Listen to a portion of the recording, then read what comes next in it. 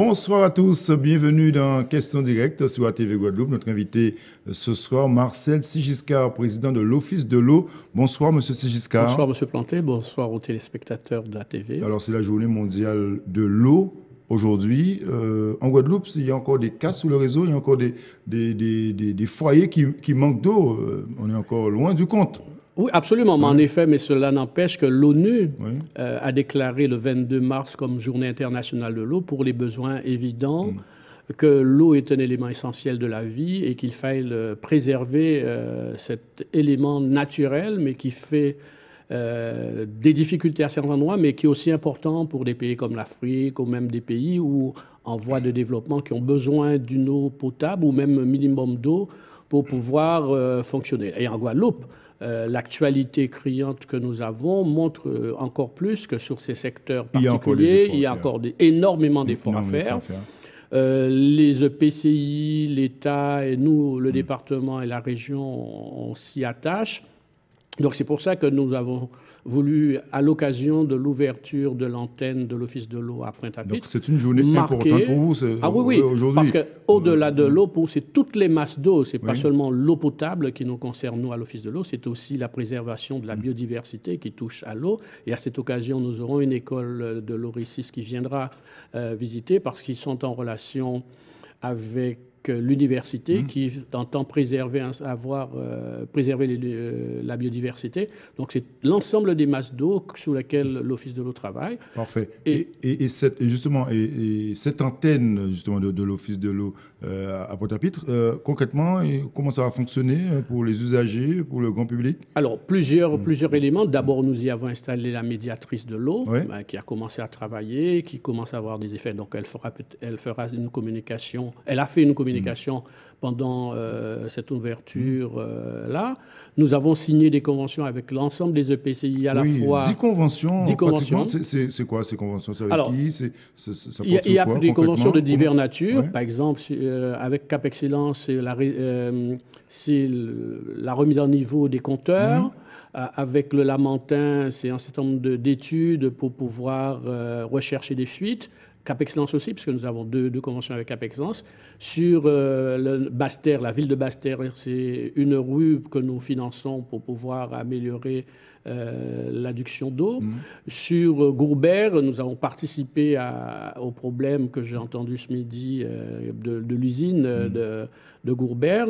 Sur Magalante, c'est la déclinaison du plan Eau-Dôme que nous avons signé. Donc, nous mettons en place au fur et à mesure l'ensemble des conventions qui permettent de pouvoir verser les parts de financement sur lesquelles l'Office de l'eau s'est engagé. Toutes ces conventions, ça a un coût financièrement.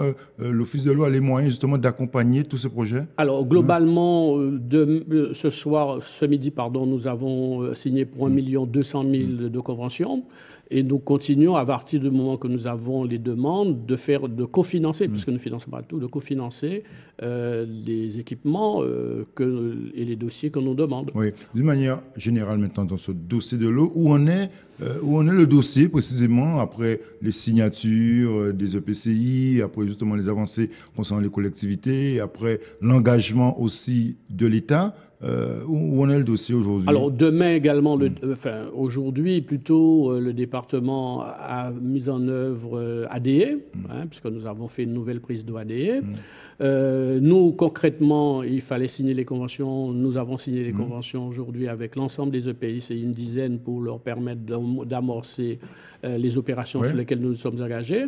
Il appartient... sur les travaux d'urgence, par exemple? Ça fait partie des travaux d'urgence. C'est 71 millions. Ouais. Donc, nous avançons. En ce qui nous concerne, nous versons ça, c'est à court terme. À long terme, alors, est-ce que vous avez une idée précise sur l'engagement de l'État, par exemple? Alors, pas encore, mais je sais que les services du département, les services de l'Office de l'eau travaillent avec ceux de la DEAL et du département et des EPCI pour affiner les démarrages des travaux. Par exemple, le département, nous avons une commission d'appel d'offres la semaine prochaine pour valider le démarrage des travaux.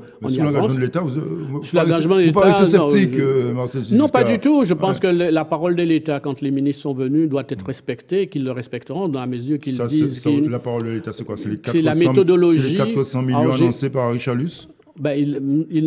Ça n'a pas été confirmé par les ministres. En tout cas, ils ont dit qu'ils s'engageraient aux côtés des EPCI, des collectivités majeures que sont la région, le département et l'Office de l'eau, pour pouvoir accompagner les départements, et en particulier quand ils disent qu'ils accompagnent le département, ce n'est pas l'entité départementale, mais c'est les Guadeloupéens, l'archipel guadeloupéen qui a besoin en la matière d'eau potable, de la sérénité, et le plus tôt que nous pourrions démarrer à la fois les travaux de plan d'urgence et ensuite mettre en place la méthode pour pouvoir entamer le grand plan. On voit les casses qui ont lieu hier, cette semaine.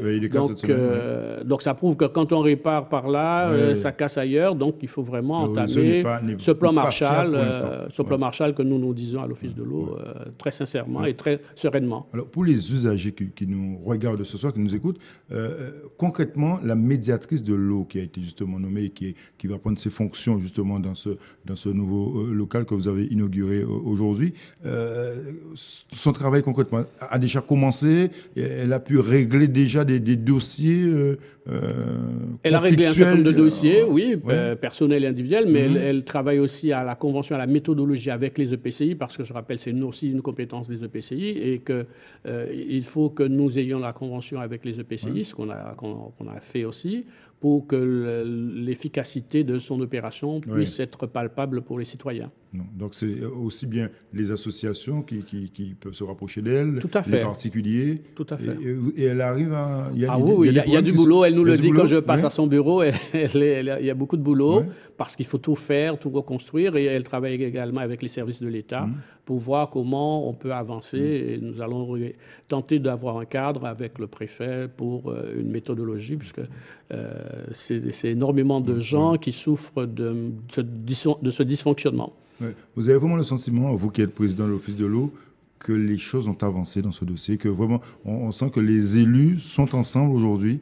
Aujourd'hui, les élus ensemble, mais aujourd'hui les élus sont ensemble. Je ne peux que regretter que nous ayons pris un certain nombre de retards, mais qu'on recommence. Sur les retards parce que je dirais que nous avions proposé un certain nombre de méthodes et qui avaient pris du retard. Bon, maintenant que c'est mûr, on y va. Mais est-ce que il faut parler direct ce soir. Est-ce qu'entre la région et le département, il y a vraiment un accord où on va dans le même sens? Ah si, absolument, puisqu'on a signé le plan avec les EPCI. Les signatures entre les élus. Non, je vous ai dit il y a un instant que nous avons une commission d'appel d'offres pour le département pour sa part. Les 20 millions sont actés. La région, dans les conventions que nous avons signées, dans le plan de financement, il y a des parts régionales, il y a des parts départementales, des parts de l'État, il y a du FEDER. Non, les choses avancent, ça se met en place. Il faut que les plans de financement soient bouclés de façon précise. Mais je pense que ça ira. Les gens auraient souhaité avoir de l'eau naturellement, sans pour autant qu'ils aient des coupures. On est obligé de constater. On prend acte, Marcel Chiziska, d'ici la fin de l'année 2018, que les travaux d'urgence, au moins, avanceront. J'espère bien que les travaux d'urgence, en tout cas, nous, au niveau du département, nous faisons tout pour que ça puisse y aller. Parfait. Merci beaucoup, Marcel Chiziska, d'être venu ce soir évoquer cette journée mondiale de l'eau. Merci. Merci de nous avoir suivis chez vous. Bonne soirée sur ATV. L'info continue.